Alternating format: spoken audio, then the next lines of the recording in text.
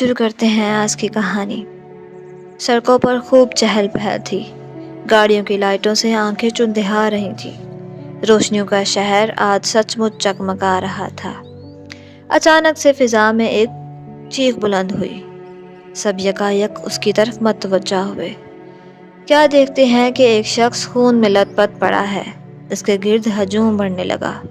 کیسے ہوا؟ کس کی غلطی ہے؟ کئی ملی جلی آوازیں ابھری۔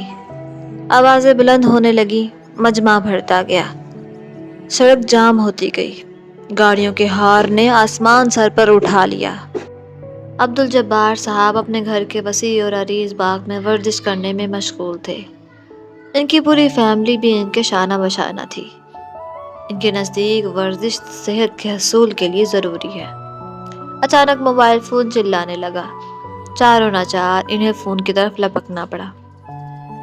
زندگی اجیرن کر دی ہے اس موبائل فون نے، بڑبڑاتے ہوئے انہوں نے فون تھام لیا۔ درمیانی عمر کا ایک شخص ایک مریض کے ہمراہ ہسپتال میں داخل ہوا۔ وہ کافی بکھلایا ہوا تھا۔ سیدھا استقبالیہ کی طرف بڑھا اور گڑبڑاتے ہوئے کہنے لگا، جلدی کیجیے، اس کی جان کو شدید خطرہ ہے، سانس لینے میں دشواری ہے، اسے جلدی سے امداد کی ضرورت ہے۔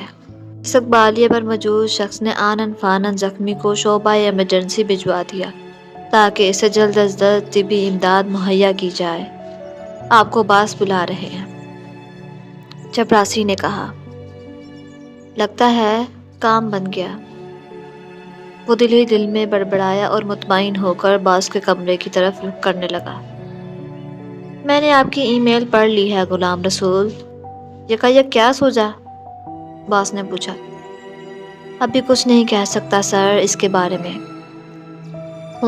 تمہیں اجازت ہے۔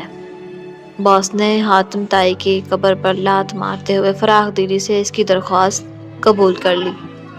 شکریہ سر۔ اس نے باس سے گرم جوشی سے مصافحہ کیا، ساتھیوں سے ملا اور رخصت ہو گیا۔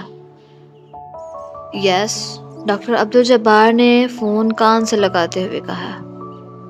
دوسری طرف سے ان کا ماتحت ڈاکٹر عبدالرزاق تھا۔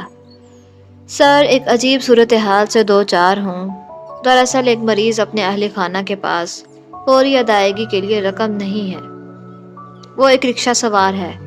اس کا کہنا ہے کہ تم میرا رکشہ بطور رہن اپنے پاس رکھ لو، میں رقم کا بندوبست کر دوں گا، تم لوگ زخمی کا علاج شروع کرو۔ اور زخمی کی حالت کیسی ہے؟ زخمی کی حالت تشویشناک ہے سر۔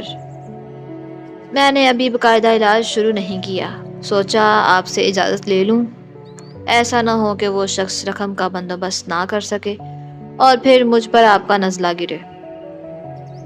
تم اس شخص کو اطمینان دلا دو کہ ہم علاج کر رہے ہیں اور کہو کہ آپ بس رقم کا انتظام کریں۔ ٹھیک، تو کیا میں مریض کو دوا دارو کروں؟ نہیں، ابھی نہیں، پہلے اسے رقم سمیت آ لینے دو۔ ایک ٹیکسی المدرد ہسپتال کے طرف رواں دواں تھی۔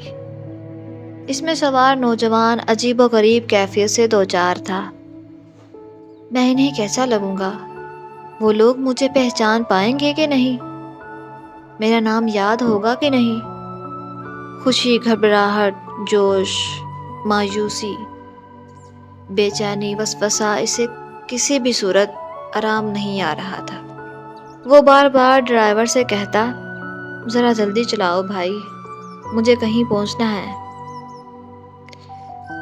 اور پھر اچانک فضا میں چیخ بلند ہوئی۔ موڑ کاٹتے ہوئے ٹیکسی کا ایک اور کار سے ٹکر ہو گئی اور وہ خون سے نہا گیا۔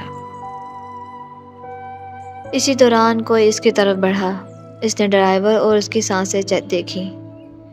ڈرائیور کو تو معمولی چوٹیں آئی تھیں، البتہ اس نوجوان کی حالت بہت خراب تھی۔ لہذا اس شخص نے فوراً نوجوان کو اپنے رکشے میں لٹایا۔ ابھی وہ کچھ دیر ہی چلا تھا کہ اسے ایک ہسپتال نظر آیا۔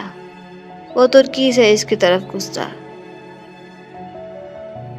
ڈاکٹر عبدالجبار المدرد ہسپتال میں داخل ہوئے تو ڈاکٹر عبدالرزاق بھی ان کی طرف لپکے۔ یہ صاحب فیس کا بندوبست نہیں کر سکے سر۔ یہ وہی ہیں جن کے متعلق میں نے آپ سے بات کی تھی۔ ڈاکٹر عبدالرزاق نے اپنے پیچھے آتے ہوئے آدمی کی طرف اشارہ کیا۔ اچھا وہ، ڈاکٹر عبدالجبار نے کچھ سوچتے ہوئے کہا۔ ساتھ ہی انہوں نے عبدالرزاق کو اشارہ کیا کہ اب تم ہی اس سے نپٹو، اور وہ خود وہاں سے چلے گئے۔ وہ اس کمرے تک پہنچے جہاں مستحق مریضوں کو رکھا جاتا تھا۔ یہاں آ کر وہ ٹھٹک کر رہ گئے۔ کونے میں پڑے ایک بے حس و حرکت وجود نے ان کی متوجہ کھینچ لی اور وہ بڑبڑانے لگے۔ غلام رسول، غلام رسول۔ جھٹ سے انہوں نے اس کی جیبوں کی تلاشی لی۔ شناختی کارڈ دیکھ کر انہیں ایک زور کا دھچکا لگا۔ اس کے ساتھ چھوٹی ڈائری بھی ملی جس پر غلام رسول کا نام جگمگا رہا تھا۔ انہوں نے ڈائری کھولی۔ اس میں 2 دن پہلے کی عبارت درج تھی۔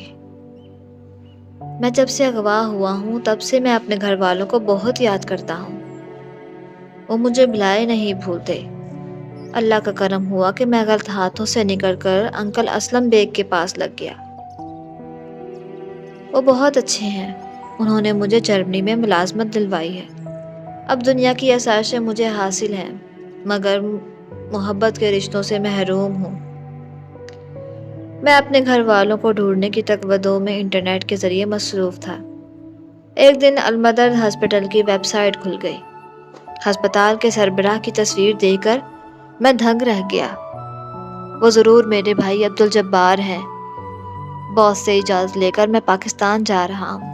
عبدالجبار بھیا، امی ابو، فرت آپی، میں آ رہا ہوں۔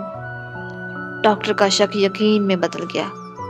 وہ تڑپ کر مڑے اور اپنے مردہ بھائی کو جھنجھوڑنے لگے، مگر نہیں، اب تو بہت دیر ہو چکی تھی۔ تیر کمان سے نکل چکا تھا۔ ان کا اپنا ہی بھائی ان کے در پر پڑا رحم کی بھیک مانگتا بہت دور جا چکا تھا۔ ڈاکٹر عبدالجبار اسے چمٹ کر بلک بلک کر رونے لگے۔ غلام رسول کو جائے حادثہ میں لانے والے ادھیڑ عمر رکشہ سوار آنکھیں پھاڑے یہ منظر دیکھ رہا تھا کہ جس زخمی کو یہ لوگ منہ نہیں لگا رہے تھے اب اس پر کیوں مرے جا رہے ہیں۔ لیکن اسے کیا معلوم تھا کہ ڈاکٹر پر کیا قیامت ٹوٹ پڑی ہے۔